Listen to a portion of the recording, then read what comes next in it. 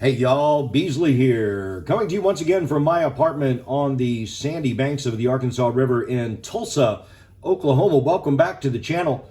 First, I want to thank y'all for the positive response to a previous episode about the 1929 Tulsa Oilers baseball team. It was that episode that inspired this episode about the 1989 Tulsa Drillers baseball team. Certainly one of Tulsa's best baseball teams in a long history of Tulsa baseball. The 89 Drillers didn't have the best record. They didn't win a championship. They did have a better record than the 1988 Texas League champion Tulsa Drillers. And this Drillers team was packed, including 18 future major leaguers. Let's talk about a few of them. I'm going to introduce the 1989 Tulsa Drillers through baseball cards. This is a card from the team set of the 1989 Drillers, created by the Grand Slam Card Company, sponsored by Tulsa's baseball card store. This is the card of Dean Palmer. Palmer had a 14-year major league career, starting with the Rangers in 1989. Back in 89, the Tulsa Drillers were the AA affiliate of the Texas Rangers.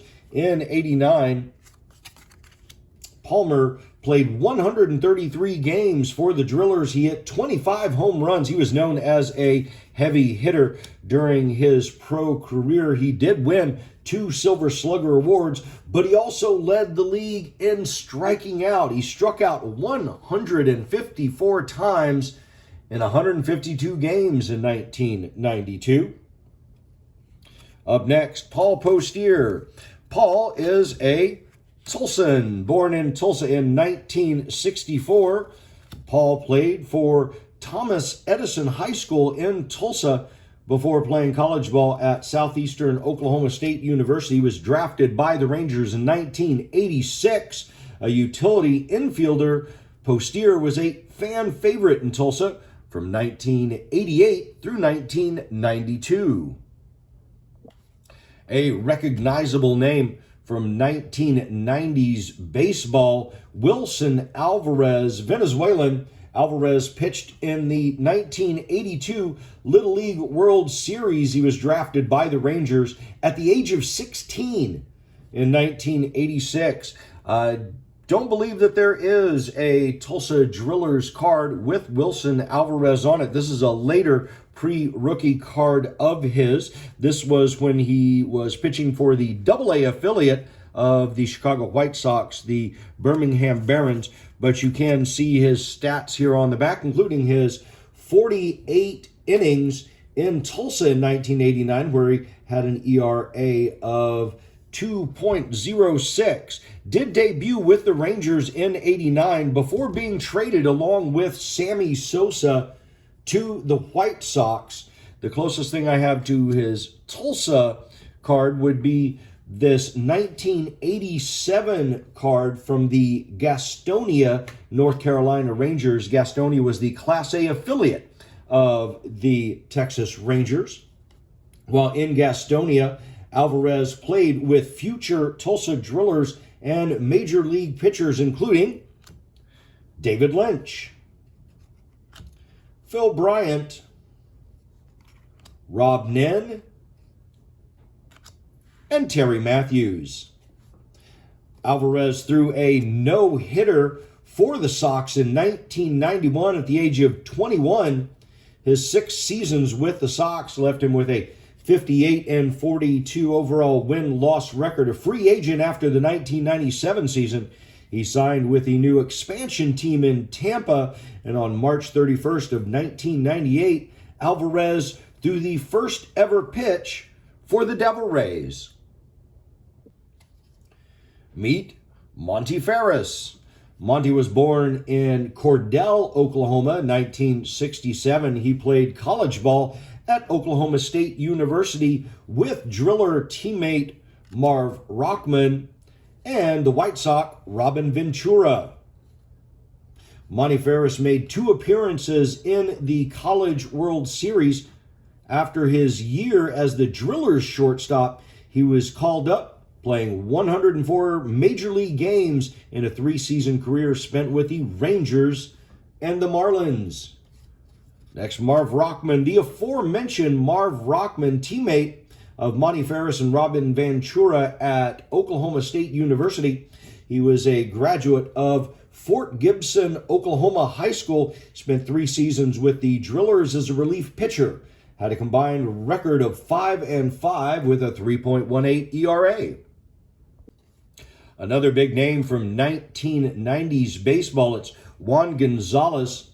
Gonzalez grew up in the Alto de Cuba barrio of Puerto Rico, and it was in Puerto Rico that he was teammates with future Yankee Bernie Williams, and they often competed against future Driller and Gonzalez Rangers teammate Ivan Pudge Rodriguez. Juan also played alongside Bernie Williams and Tulsa Driller and Rangers teammate Ruben Sierra on the 1995 Puerto Rican Dream Team. Again, Sierra was also a Tulsa Driller, the MVP of 1985. Sierra led the Drillers in RBI, runs, hits, doubles, triples, and stolen bases. And I have to mention the other Puerto Rican Tulsa Driller and Texas Ranger of that era, Jose Hernandez. Juan Gonzalez signed with the Rangers in 1986. He played 133 games for the Tulsa Drillers, batted .293 with 21 home runs. He played in the outfield for 16 major league seasons. Notably, he beat Ken Griffey Jr. in the 1993 Home Run Derby, 3-time All-Star, 2-time AL MVP, 6-time Silver Slugger, member of the Texas Rangers Hall of Fame. Between 1995 and 1998, Gonzalez had more RBI than games played. In that 4-year period, he had 514 RBI in 511 games, went on to play 1,689 games in the major leagues. Next, meet Billy Hasselman. After catching for the Drillers for 2 seasons, Big Billy Hasselman, 6'3", 210, appeared in 589 Major League games in the span of a 13-year journeyman career.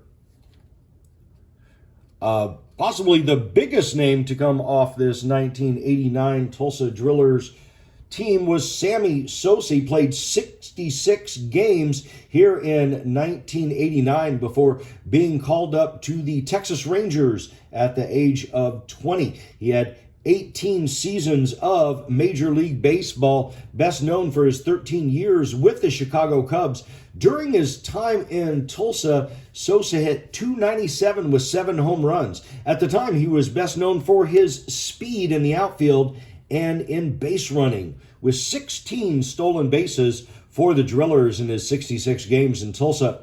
The Tulsa Drillers YouTube channel has an amazing video of Sosa's Tulsa debut. Slammin' Sammy hit an in-the-park home run at Old Driller Stadium on opening night of the 1989 season. During his MLB career, he was a 7-time All-Star, NL MVP, 6-time Silver Slugger. He won the Roberto Clemente Award in 1998. Sammy played 2,354 Major League games, hit 609 home runs, including the 66 home runs in that famous 1998 home run race with Mark McGwire. And the great names on this 89 team was not limited to just the players. Here's hitting coach Walt Williams.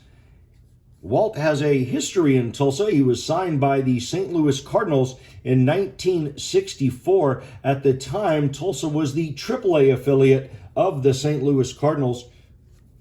Walt played 287 games in Tulsa in 1965 and 66. He led the league. He was the Texas League batting champion in 1965. You can see he hit .330 in both of his years here in Tulsa. He was a major league outfielder from 1967 through 1975. He also played 11 games in the Senior Professional Baseball Association in 1989, joined by other members of the association, including Raleigh Fingers, Fergie Jenkins, Earl Weaver, and Vida Blue.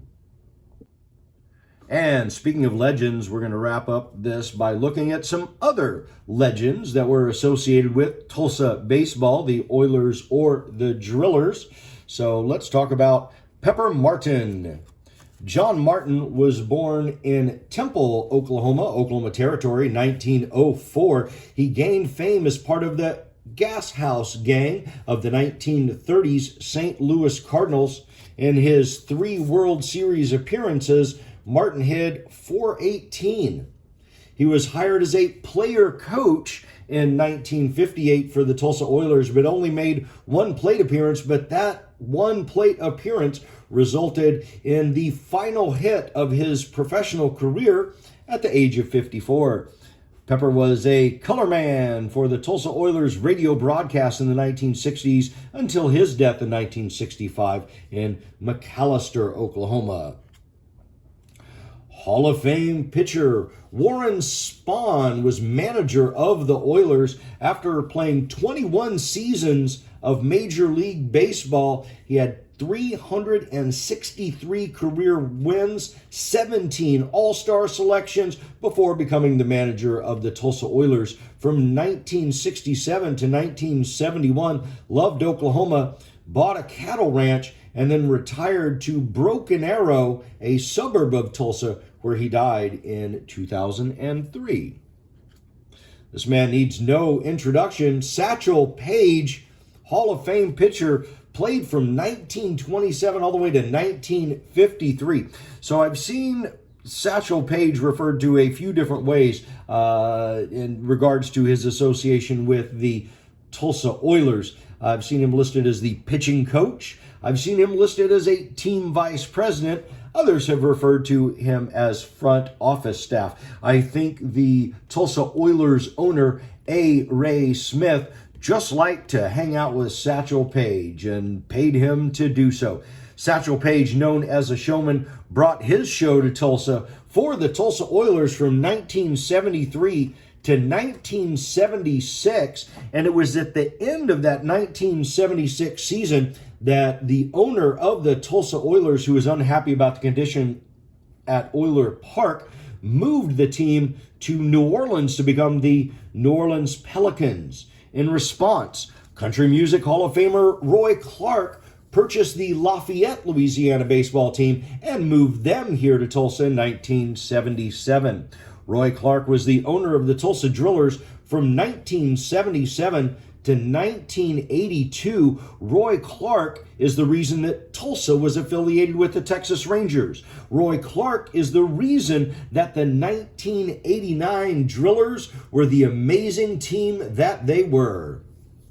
I'll be back to regular programming next month with an episode about the 50th anniversary of the Tulsa River Parks Authority, so please subscribe to this channel so that you don't miss that episode. If you like these episodes about Tulsa baseball history, please hit the like button. I have more stories of Tulsa baseball and would love to create similar content in the future. Until then, thanks for watching.